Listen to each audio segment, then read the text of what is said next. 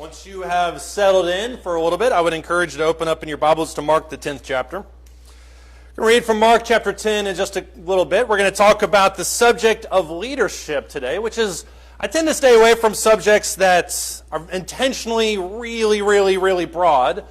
But there's one aspect of leadership that I think Jesus highlights throughout his ministry, and that's really what I want to focus on this morning as we talk, especially from this section in Mark, the 10th chapter. We're going to start in verse 32, so go ahead and open up to that. We're going to be reading a little bit here. Mark chapter 10, starting in verse 32, it says, "They were on the road going up to Jerusalem." This is talking about Jesus and his apostles.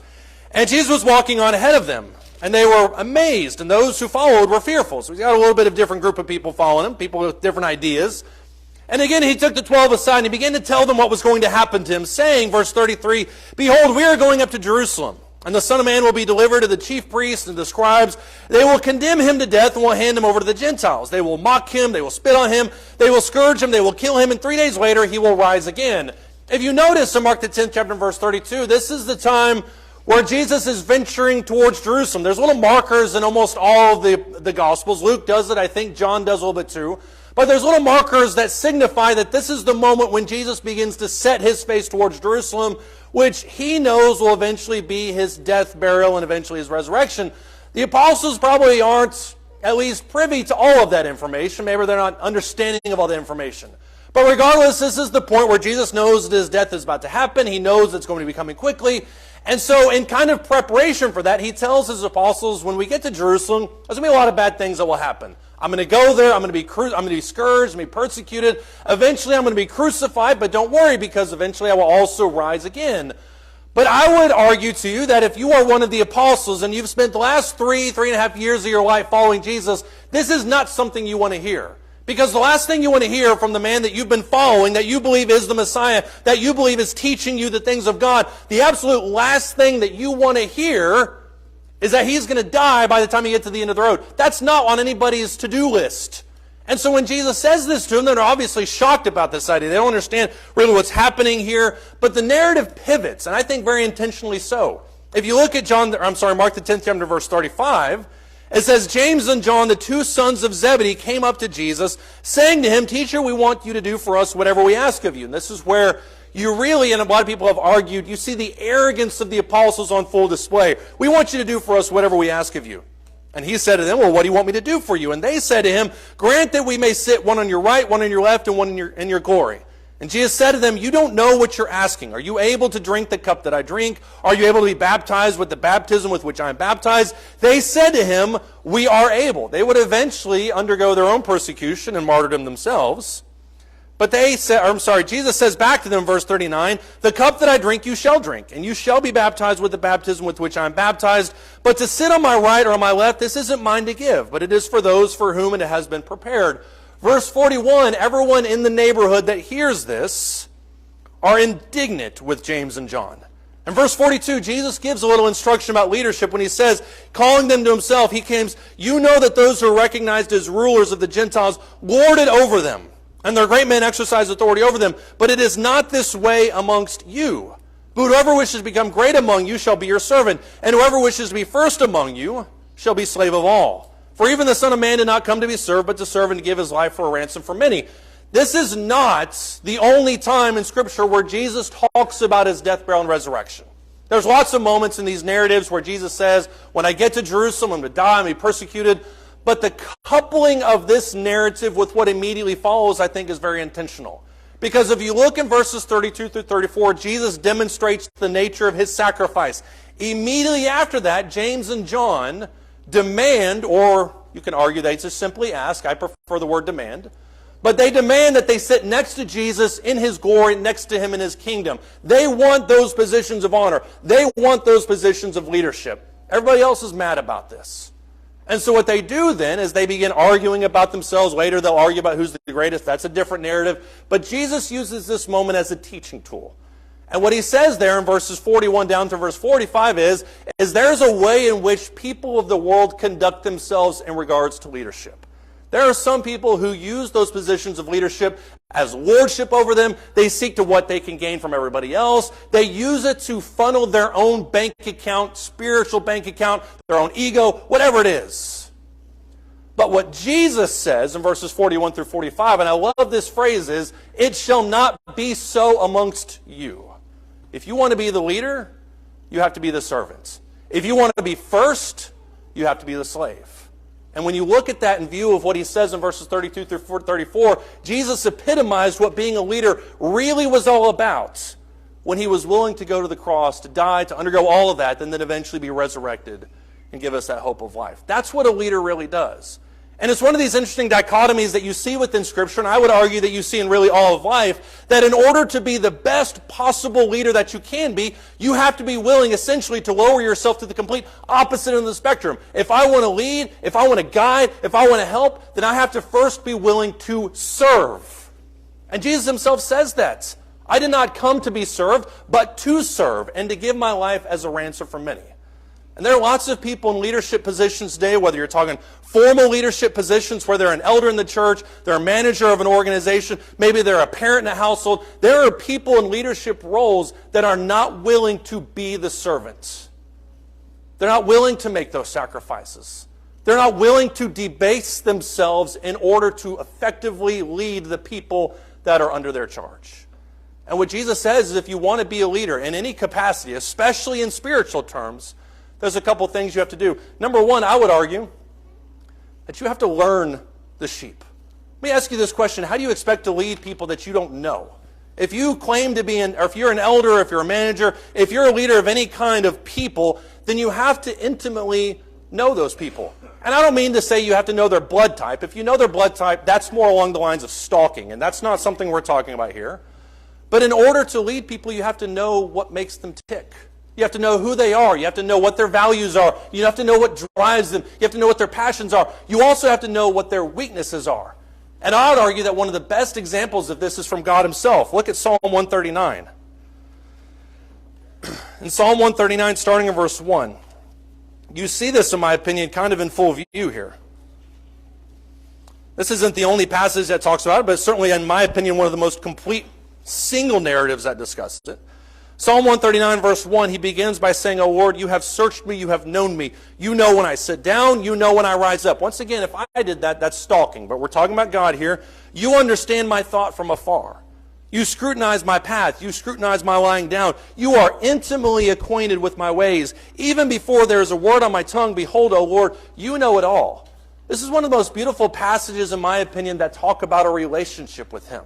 And some people would be uncomfortable either having somebody know that about them or knowing that about other people. But with God, it's distinctly beautiful. The idea that whenever I come to God in prayer, or I confess something to him, or I struggle with something, he knows what I need, as Jesus says in Matthew chapter 6, before I even ask it. The knowledge of God as me as an individual is extremely comforting. If you jump down to verse 7, he builds on the same idea. He says, where can I go from your spirit? Or where can I flee from your presence? If I ascend to heaven, you are there. If I make my bed in Sheol, behold, you are there. If I take the wings of the dawn, if I dwell in the remotest part of the sea, even there your hand will lead me, and your right hand will lay hold of me. If I say, surely the darkness will overwhelm me, and the light around me will be night, even the darkness is not dark to you, and the night is as bright as the day. Darkness and light are alike to you.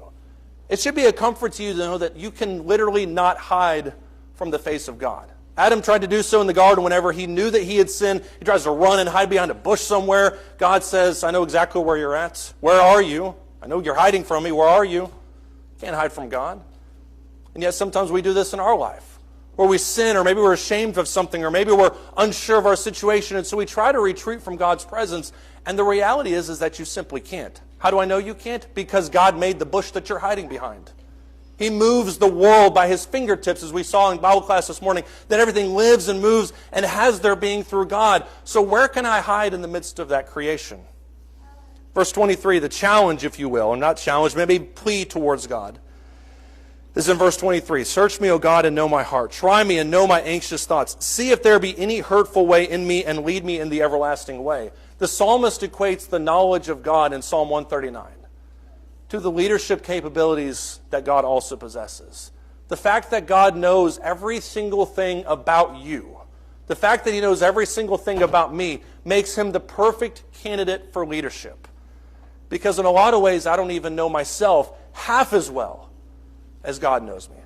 There's a moment in Luke chapter 22 when Jesus is about to be crucified and about to be put to death. And there's a moment where Peter raises his hand and he says, even though everybody may fall away from you, I know that I will never fall away from you, which once again is an arrogant statement.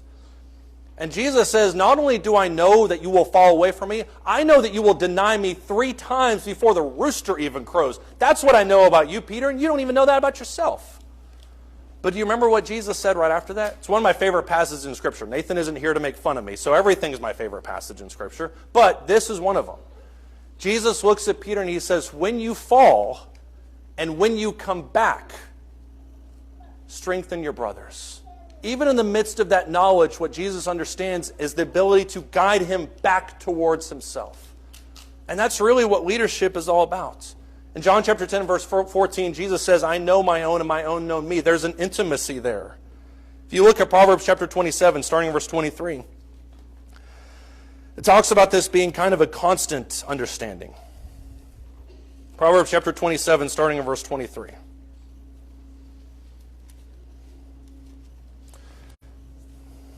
Matthew chapter 27, starting in verse 23. This is a charge to all of us, I would argue, as leaders. And once again, whatever capacity you are a leader in. Proverbs chapter 27, starting in verse 23. Know well the conditions of your flocks, and pay attention to your herds. For riches are not forever, nor does a crown endure to all generations. When the grass disappears and new growth is seen, and the herbs of the mountains are gathered in, the lambs will be for your clothing, the goats will bring the prize to a field. There will be goat's milk enough for your food, for the food of your household, and sustenance for your maidens. The admonition here is to understand the flock so that you can provide for those under your charge. Know that you have enough goats. Know that you have enough clothing. Know that you have enough food. Know all these things. But the way in which you provide for those that are under your charge is mentioned there in those first couple of verses. When he says specifically, know well the condition of your flocks. A shepherd that doesn't understand that his flocks need food is no shepherd at all. A manager that doesn't understand what his employees need in order to excel in the tasks that they're given is really not anybody except somebody who occupies an office. And a father who doesn't know what his kids are struggling with is somebody who doesn't know how to help them through those trials in their life. Know well the conditions of your flock.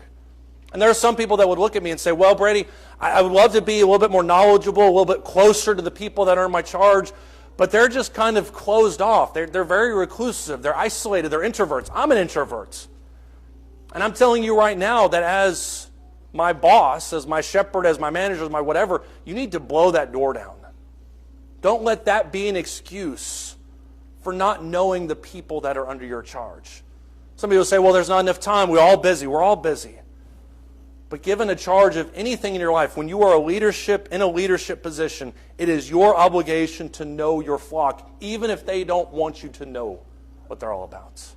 And that's true across the board. Because once you learn the sheep, you also have to love the sheep. I love a quote by Vince Lombardi when he said, I don't really like all the players. And if you know who Vince Lombardi is, you know that he won about 1 billion Super Bowls back in the 60s with the Packers, not with the Cowboys, much to everyone's chagrin. But Vince Lombardi said, I don't really like all of my players that are in my charge, but I have to love them. And I think there's the truth to that aspect, the truth to that reality. That even if there are people underneath your charge, it may not be that you like every single person that you manage, that you guide, that you guard. You may not like every single person. But as a leader, hopefully as a father you like every single person, but as a leader, you have to be willing to love them. In John the 10th chapter, starting verse 14. We mentioned this a second ago, but look at John chapter 10 and verse 14.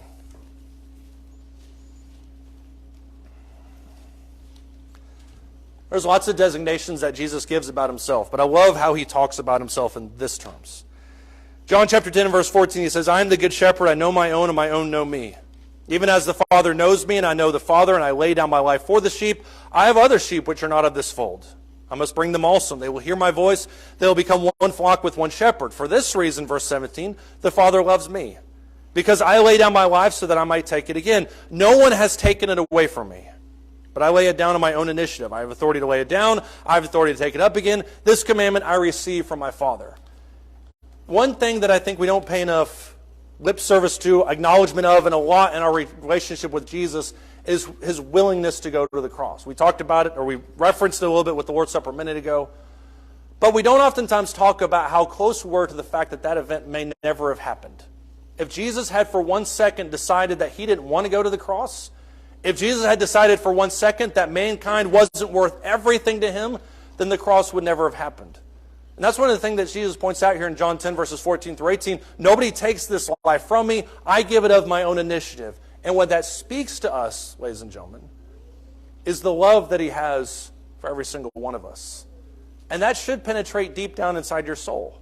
That should resonate deep down within you to know that the only reason that Jesus went through what he went through is because he loves you and because he loves me. And this is an idea that resonates throughout the rest of the New Testament.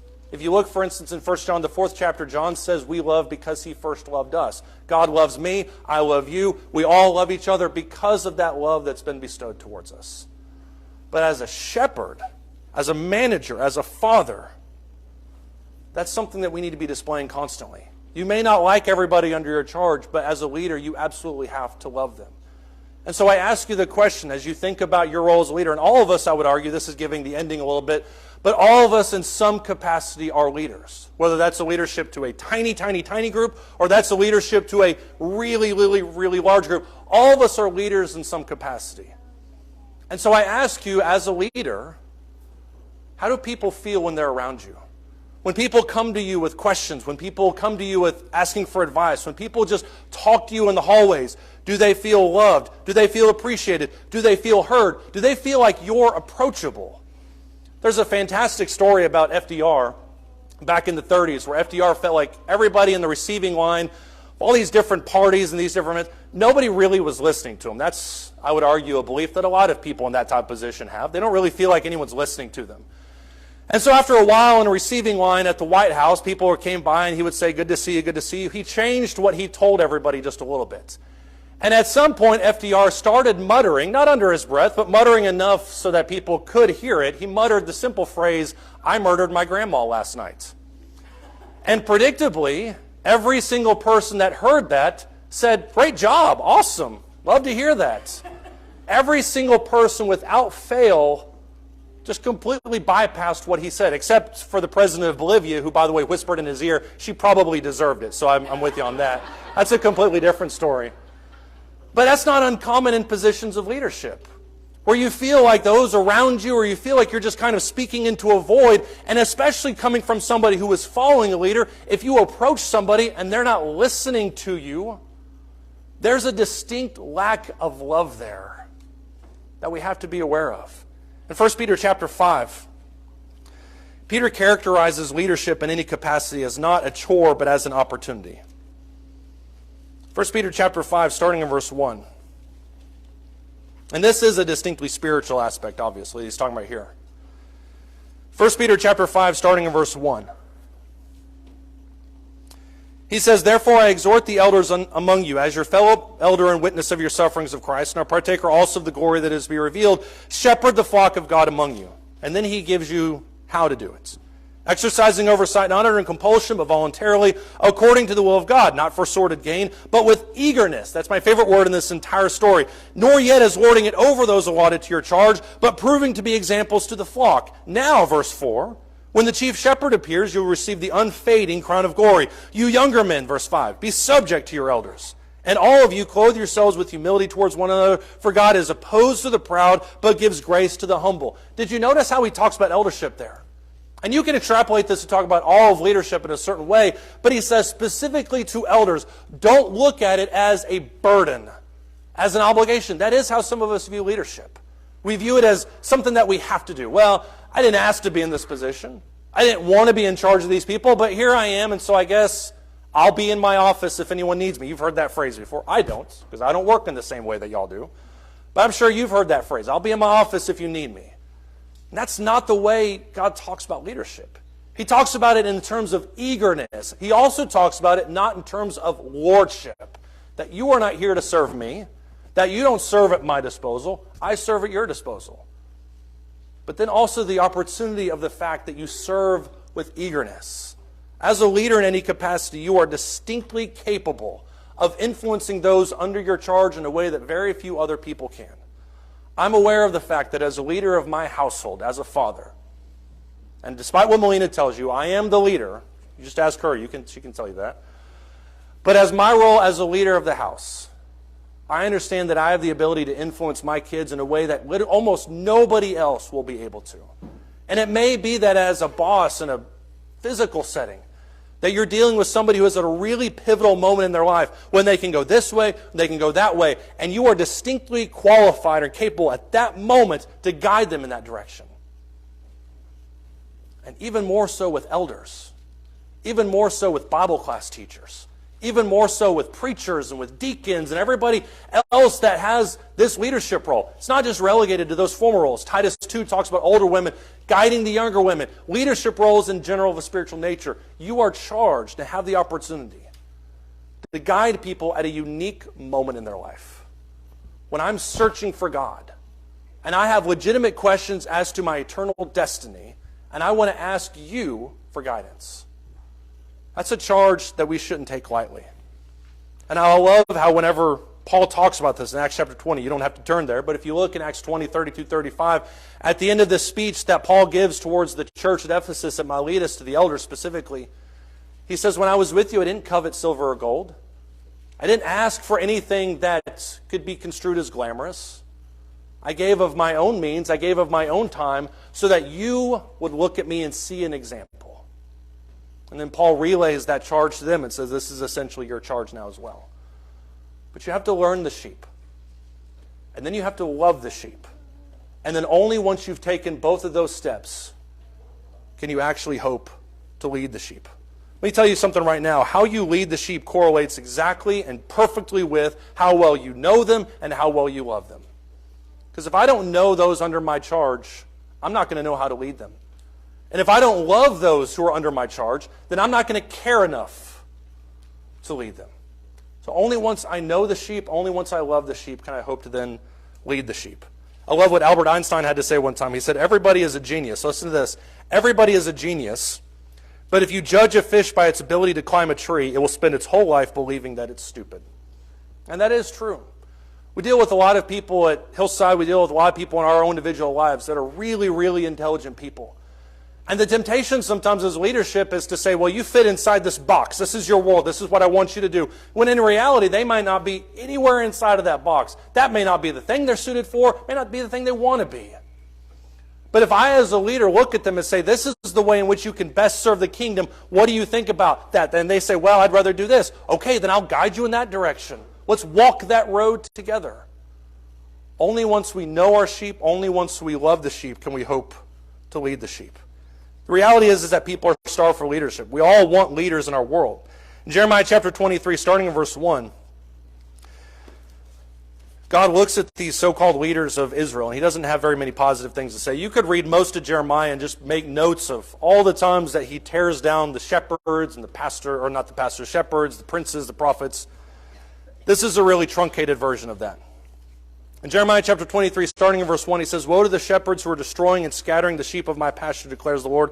Therefore, thus says the Lord God of Israel, concerning the shepherds who are tending my people, you have scattered my flock, and you have driven them away, and you have not attended to them. In my opinion, that's the worst charge, or one of the worst charges.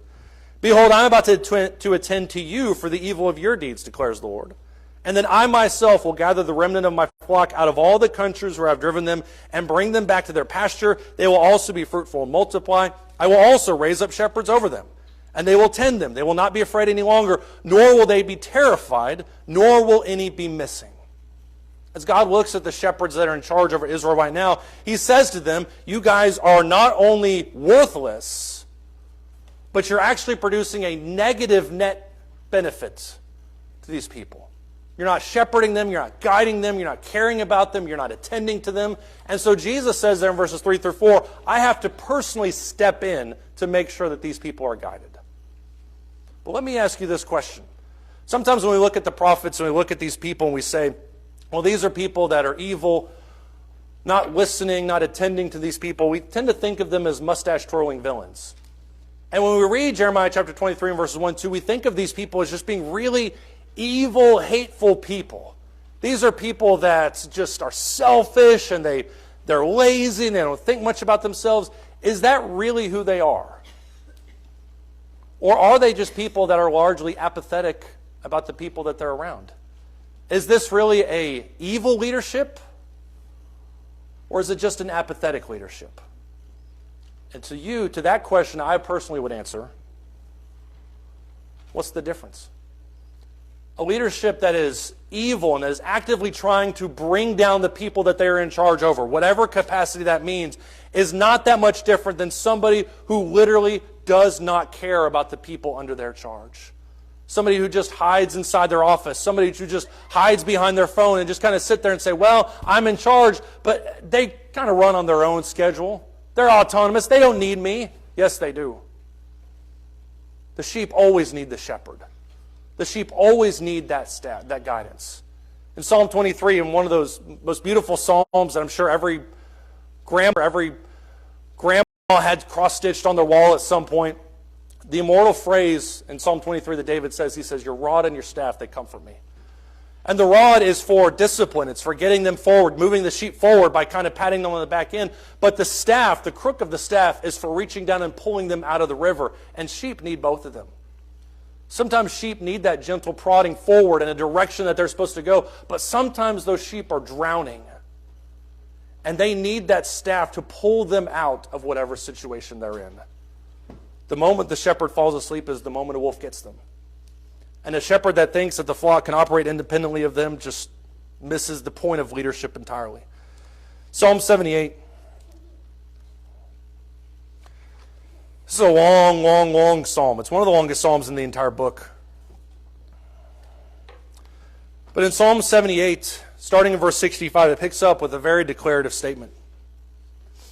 He says, then the Lord awoke as if from sleep. Like a warrior overcome by wine, he drove his adversaries backward. He put them on an everlasting approach. He also rejected the tent of Joseph. He did not choose the tribe of Ephraim, but chose the tribe of Judah, Mount Zion, which he loved, and he built his sanctuary like the heights, like the earth which he has founded forever.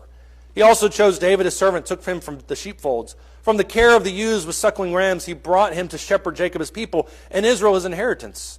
And so he shepherded them according to the integrity of his heart, and guided them with his skillful hands.